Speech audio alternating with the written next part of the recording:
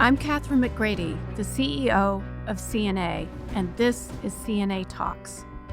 In this podcast, our experts discuss current events, policies, and research that impact our nation's security.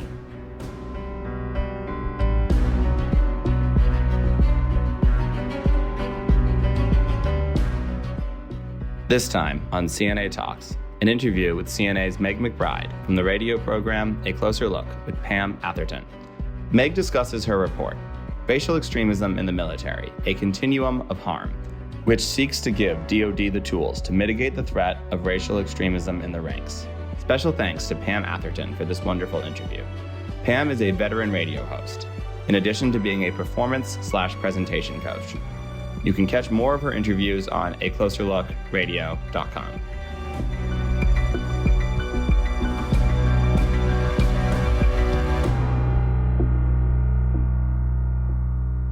Good afternoon, I'm Pam Atherton. We're almost at the one-year mark from the insurrection of January 6th, the day that opened some eyes and brought some serious issues that have most realistically always been there, but they're bringing them now to the forefront. For example, FBI Director Christopher Wray said at the hearings before a Senate committee in March of 2021, the problem of domestic terrorism has been metastasizing across the country for a long time now, and it's not going away anytime soon. At the FBI, we've been sounding the alarm on it for a number of years.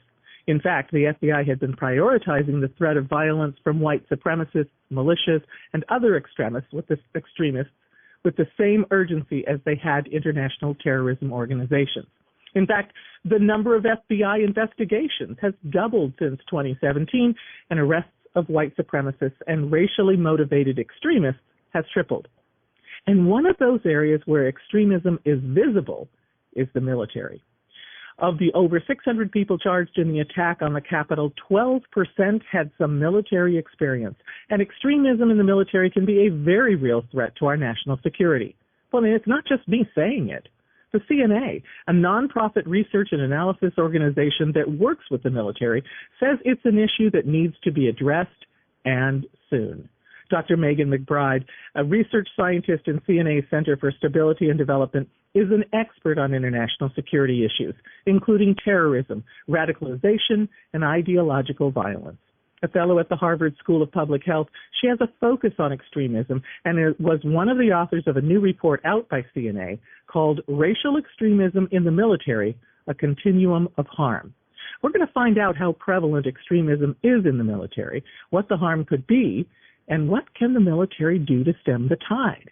So thanks for being with us today as we take a closer look at racial extremism in the military with scientist and extremism expert, Dr. Megan McBride. Dr. McBride, so happy to have you with us. Oh, thanks so much for having me. I'm happy to be here. This is such a serious subject, and it's a worrisome issue for many of us today. And I imagine it's always been there hiding in the shadows, but now it's come to light, and many of us are very concerned about how widespread the culture of extremism is. How widespread is it in the military? You know, I wish that I had a great answer for this question, but the reality is we don't actually know. The military doesn't have a comprehensive system for collecting data on extremism in the military. And as a consequence, we don't have a really good sense of what the scope of the problem is. One of the things we're calling for in this report is a better reporting system, right? A more robust reporting system so that people could report or more comfortably report when they see these kinds of activities, so that the military could at least get a handle on how endemic it is and how serious it is and how robust of a response they're going to need to respond to it. Isn't that what they say in business? If you can't count it, you can't deal with it. Yeah, I think that's exactly right. And in this particular case, and one way to sort of phrase this is to say we don't know if we have a molehill or a mountain. I think everybody's in agreement that there's an issue, right? As we know, 12% of those who were charged on January 6th had some kind of a military background. So there's no question that we have a problem, but we don't know what size of problem we have. Right. So it would seem that the very first thing we should do is try to figure that out, and that would help to decide how to react to it, what strategy to use to resolve it. So let's talk about why it's an issue. I mean, okay, so 12% of the people, that were racial extremists, that the thing had military background. What kind of a threat to national security could racial extremism be? Are there real dangers?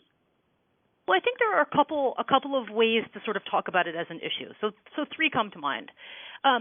One, it's an issue if former military or current military members are being recruited by extremist organizations. That poses a clear threat to the United States, right? So if military members are using their training or veterans are using their training to commit acts of extremist violence, that's a clear threat to America. The second way that we can see it as an issue is that extremism within the ranks has the potential to degrade force or unit cohesion, right? So we're asking these young men and women to go into battle, to go into dangerous places, and to put their lives on the line. And it seems to me that the least we can do is ensure that their units are operating at the highest possible level. And having racism or racial extremism within a unit, having someone in a unit who espouses a white supremacist ideology can degrade the ability of that unit to operate at its highest possible level. And then the third issue, I think, is really that, again, we're asking these incredible young men and women to make these tremendous sacrifices for our country. And I think the least that we can do is the very least that we owe them is to ensure that they have the ability to work in a safe and healthy environment. One of dignity and respect, and that's not compatible with an environment in which racial extremism is permitted. And interesting to go back to your thought of how many people are there in there, because again, how do you know when these men and women are going overseas or just, in their normal military ways, what kind of danger they might be in or what that does to the morale of the group? The DOD, the Department of Defense, is saying that those who commit sexual assault or racial extremism are pretty much lone wolves, as if these people act within a vacuum. Is that really how it is? Is it just a few bad apples? Right. So this is language that we do hear sometimes, this sort of language of a few bad apples. And I think it's probably true that there aren't that many people who are committing acts of violent racial extremism. But the Department of Defense has also acknowledged that when we think, for example, about sexual harassment and sexual assault, that it's a broader problem than just the people who commit acts of sexual assault. So the Commandant of the Marine Corps one time noted that sexual violence was an issue that was rooted in, and this is his language, subcultures of misogyny, right? He's essentially making the case that you have to think about the whole continuum, like a continuum that starts with a misogyny and is permissive of sexist jokes and sexual harassment and sex-based discrimination, and that entire culture lays the foundation for the sexual assaults that occur. The argument we're making in this report is that we should think about racial extremism the same way, that it is a subculture of racism that lays the bedwork for racial violence, right? So it's racist jokes and racist discrimination and racist ideologies and racial harassment. Those things create an environment that's maybe hospitable to the person who wants to go join a violent extremist group. And what we want to do, and what the military wants to do, it should be the case that the military is a place less hospitable to the person who wants to go join an extremist group, and more hospitable to the people of color and the women who are being hurt by these sexist and racist ideologies. And when we don't confront an issue, even though, for example, it may be legal, such as a sexist joke is legal, a racial bumper sticker is legal. But when we don't confront that, when we tend to tolerate it, isn't that a slippery slope? I mean, isn't it just time before perhaps some of those people, as you talk about it being a continuum, turn into acts of sexism or racism?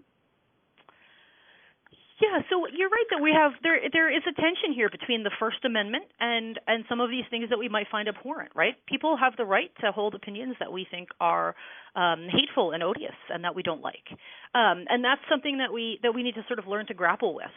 But I also think it's the case that maybe not the case that the person who tells the sexist joke that person themselves will sort of progress to become someone who commits sexual assault, but that person sends a message with that joke about how that person sort of understands the relationship between men and women, and that might be taken as a sign of encouragement or tacit approval for someone who might be more inclined to commit an act of sexual violence. And the same is true for racism, right? So that racist joke might be misunderstood by someone as approval of an act of racial extremism, and we don't. That's really harmful. I think that, at least to me, it feels like there is a sense of tolerance to a lot of that behavior, and that there are some reasons that the military struggles with dealing with racial extremism. What are, for example, in the business world, we might be okay with the top sales guy being misogynistic or being racially insensitive because he's the top performer. So we don't want to cause any problems, with that. We're willing to overlook it. What kinds of things in the military might lead to that same thought process? The military is an incredibly conservative organization in the sense that that it tries to avoid abrupt changes that will undermine its ability to respond to immediate pressing crises and challenges, right? It's an organization that needs to be able to function at the highest possible capacity because the issues that it's dealing with are critical issues in which people's lives are at risk. And I think that conservatism can sometimes lead the military to be a little too slow to respond to issues like this. That's not to suggest that the military doesn't want to respond to this issue or doesn't understand it as important. The Secretary of Defense himself has identified this as a critical issue.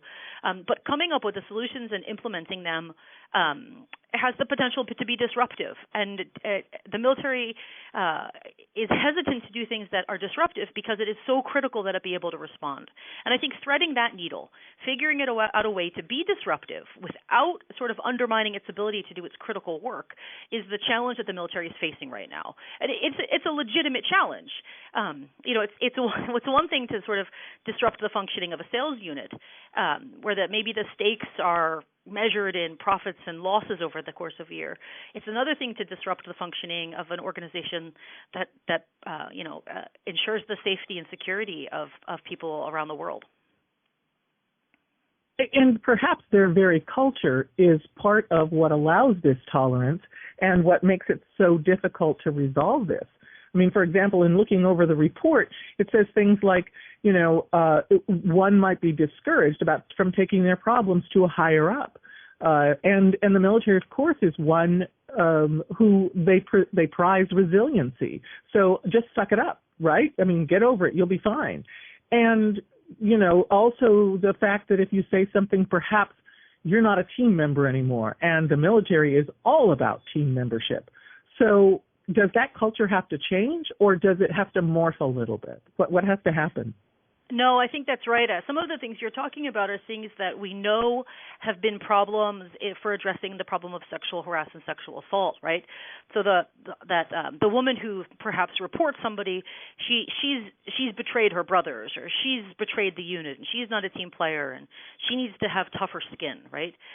We've heard this kind of stuff before, and this is in fact a cultural problem specific to the culture of the military, right? And the military knows this. It has acknowledged that there needs to be room to acknowledge that some of these things are not permissible without that acknowledgement being interpreted as a betrayal. That you need to be able to say, no, sexual assault is not acceptable, and it's not okay that you did this, without people thinking you've sort of betrayed your unit. And that's a cultural change I think the military is already trying to make with regard to sexual harassment and sexual assault, and that I think it needs to make with regard to racial extremism. One of the things we argue in this report, though, is that one of the things that the military needs to do is think about racial extremism in this broad sense, on this continuum ranging from the racist jokes all the way to the racist violence.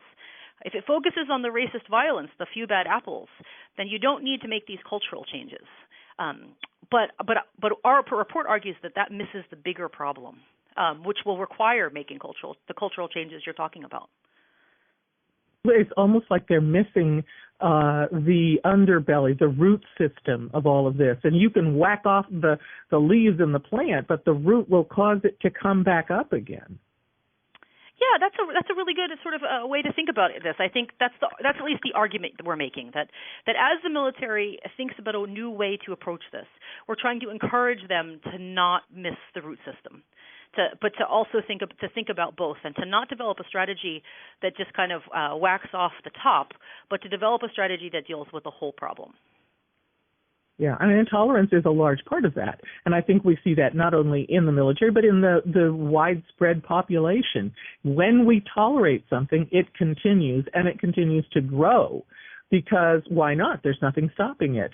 So if I got away with this joke, can I get away with that joke? And can I get away with touching her or whatever it is? And I think tolerance is a big part of that issue. Well, and you're also gesturing at another big problem, right? Which is that the military is a microcosm of America, right? It's not the case that the military is struggling with sexism and sexual harassment and sexual assault in a vacuum, right? It's dealing with those things because America is struggling with those things, and similarly, America is struggling with racial extremism, and the military has, it has the unique, it is in the unique position of being able to perhaps address it within its ranks in a way that we can't quite do for the American public because of First Amendment protections. We wouldn't want to tell someone that they can't say a thing. We really value that sort of right. But the military has more flexibility to address some of these issues and to say, look, that's incompatible with our values, and we're not going to tolerate it. And I think the public on the whole, if they saw that happening in the military, would perhaps change themselves. I think the military could be the leading edge in all of this. So if you have military men and women as veterans coming back into society, seeing it and going, this isn't right, then all of a sudden we rethink it and say, oh my gosh, it isn't. So I think they actually could be leading the charge in this if they make that cultural change and that more of a sense of value of women and people of racial diversity. No, I mean, I think that would be the best case scenario, right? Which would be that the military would enact a number of sort of new approaches that would have a positive impact more broadly. I'm not sure we've seen that happening with sexual harassment and sexual assault. The military has been trying to tackle that issue, but I don't know that we've seen that same sort of trickle out effect. But I suppose hope springs eternal, and I would like to be optimistic. I'm with you there. I would like that to be the case. So let's learn from this. What have they learned what has the military learned from dealing with sexual assault, and what is comparable that they can work on for racial extremism? How do we solve this problem? Right. So I think it's important to begin by really clearly acknowledging that the military has not solved the problem of sexual harassment and sexual assault. Right. They've gotten better at it, and they will have to continue to get better at it. It's certainly not a solved problem. Our argument is just that they have learned things along the way, and that we can borrow some of what has been learned. So we make 5 recommendations in our report. I'll tell you just 2 of them. One of them is that the military should try to adopt the kind of robust reporting mechanism that they have for sexual harassment and sexual assault, because this would improve the data that we had. If we had better reporting, if people felt more comfortable reporting acts of racial extremism or just racial discrimination or racial violence, we would have a better sense of how often it was happening, and we would know the size and the shape of the problem we're dealing with. And a second recommendation we're borrowing from the approach to sexual assault and sexual harassment is that the military needs a strategic plan. So if you think the problem is one of just a few bad apples, you don't really need a strategic plan to deal with that problem. It's pretty clear what you do. You throw out the bad apples. But if you acknowledge that the problem is, to borrow more your metaphor, both the tree and the root system, you need a much more strategic plan. You need a plan that sort of is laid out and has multiple approaches for dealing with those different pieces. And so that's another thing that we're recommending that the Department of Defense do, is articulate a strategic plan to deal with the whole problem instead of just whacking off the top of the tree. So, Dr. McBride, do you think that will happen? I'm honestly not sure. I think that if the statistic that 12% of the military was involved on January 6th, the statistic that 12% of those charged on January 6th had some military background, I think could have been alarming 5 years ago. But I think the United States is in a moment of real cultural reckoning around issues of race and racism in America. There's more momentum now to deal with these issues than there was 5 years ago. And so Do I think that will happen? I'm gonna hope that it will happen, and I do think that there's more likelihood of it happening now than there has been at any point in our past. This is so fascinating, and you have such a great background, a breadth of background on extremism and on problems that are dealt like that in the United States, that I could talk to you about all of those issues, because you know, this is something we all worry about. You know, you talk about dangers from the anti-abortion terrorism, the domestic terrorism, all of these things. We're all worried about that now. And so it's great to see at least this report that's coming from CNA that's at least talking about the racial extremism in the military. Tell us, we can go to CNA.org to find out more about the organization. Tell us where to find the report. Sure. You go to CNA.org, click on Our Research, and if you scroll down just a little bit, you'll actually see two reports. One is a longer 60-page report, and one is a short 5-page report that hits at the key points. Right. All right. It's Racial Extremism in the Military, a Continuum of Harm. Dr. McBride, we are thrilled that you came and spent some time with us today. We hope that we will get a chance to speak with you again in the future. Oh, I hope so, too. This was wonderful. Thank you for having me. Thank you. That's going to be it for us for today. We want to say thanks to our crew, which stretches across the United States, but most of all, thanks to you for listening. I'm Pam Atherton. We'll see you next time. Dr. McBride, thank you so much.